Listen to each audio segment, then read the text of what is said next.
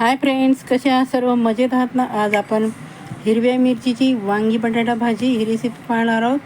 Video skip न करता पूर्ण व्हिडिओ पहा. खूप टेस्टी आणि चवीला एक नंबरच होती. बोटं चाटून पुसून खातील. चला तर रेसिपीला सुरुवात करूया. तेल छान गरम झालं, त्यामध्ये आपण मोहरी टाकली आहे. मोहरी छान अशी तडतडून द्यायची. नंतरच आपण त्यामध्ये जिरे टाकायचे आहे, कारण फोडणी आहे ती खूप महत्त्वाची असते कुठल्याही भाजीची. तुम्ही फोडणी जेवढी चांगली द्याल तेवढी भाजीला टेस्ट खूप छान येते. नंतर आपण जिरे टाकले आहेत. जिरे पण छान असे तडतडून द्यायचे आहेत.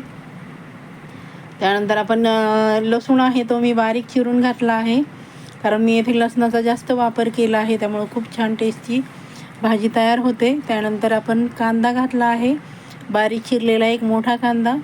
छान असा सोनेरी रंग येईपर्यंत आपण त्याला परतून घेणार आहोत. खूप सुंदर आणि टेस्टी होते. अवश्य मैत्रिणींनो अशा प्रकारे बनवून बघा. अगदी वांगं न खाणारे पण बोटं चाटून पुसून खातील आणि एक ऐवजी 2 चपात्या खातील, एवढी टेस्टी होते आणि करायला एकदम सोपी आहे. त्यानंतर मी हिरवी मिरचीची पेस्ट घातली आहे. जी मिरची आणि लसूण भाजून घेतला होता तेलामध्ये. त्यामध्ये जिरे आणि मीठ घालून छान बारीक करून घेतली आहे आणि छान असं आपण परतून घेणार आहोत. त्यामध्ये आपण एक छोटा टॉमॅटो घालणार आहोत. टॉमॅटोनी खूप सुंदर अशी चव येते. तर आपण हळद घालणार आहोत. हळदीने आपल्या भाजीला रंग खूप छान येईल. अशा प्रकारे आपण छान हलवून घ्यायचे. थोडंसं पाणी घालणार आहोत, कारण आपले जो मिरची आहे, आपण हिरवी मिरची घातली ती छान अशी त्यामध्ये भाजल्या जाईल. जर तुम्ही फोडणी दिली तर ती मिरची आहे ती करपेल आणि तुमच्या भाजीचा स्वाद वेगळा येईल. हे बघा, छान असं आपलं तेल सुटलं आहे आपल्या हिरवी मिरची, कांदा, टॉमॅटोला.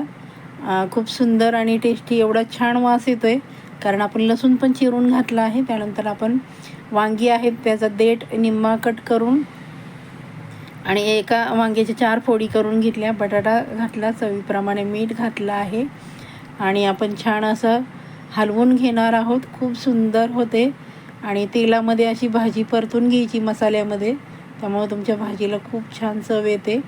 इथे गॅसची फ्लेम आपण मीडियम ठेवायची आहे बघा. म्हणजे छान असं आपलं वांगं आहे ते परतून निघेल. त्यानंतर मी 2 मोठे चमचे शेंगदाण्याचं कूट घातला आहे. जास्त बारीक पण नाही आणि जास्त जाड नाही असा मी शेंगदाण्याचं कूट घातला आहे. शेंगदाणे मी छान असे भाजून घेतले होते आणि नंतर त्याचा कूट बनवला आहे. त्यानंतर बघा आपण गरम पाण्याचा इथे समावेश केला आहे. गरम पाण्याने भाजीला खूप छान चव येते. एकदा खरंच अशा प्रकारे बनवून बघा. आपण माझा व्हिडिओ कुठून पाहतात ती कमेंट करून सांगायला अजिबात विसरायचं नाही, म्हणजे मला तुमचे आभार मानणे खूप छान आनंददायी वाटेल. आणि चॅनलला आपण अजूनही सबस्क्राईब केलं नसेल तर पटकन सबस्क्राईब करून घ्या. बाजूचं जे बेल आयकन आहे ते प्रेस करायला अजिबात विसरायचं नाही, जेणेकरून प्रत्येक येणाऱ्या नवीन व्हिडिओचं नोटिफिकेशन तुम्हाला सर्वात आधी मिळेल. आपण गरम पाणी घातलं आहे, त्यामुळं भाजीला लगेच उकळी येते आणि आपली भाजीची चव आहे की नाही खूप छान एक नंबरच होते बघा.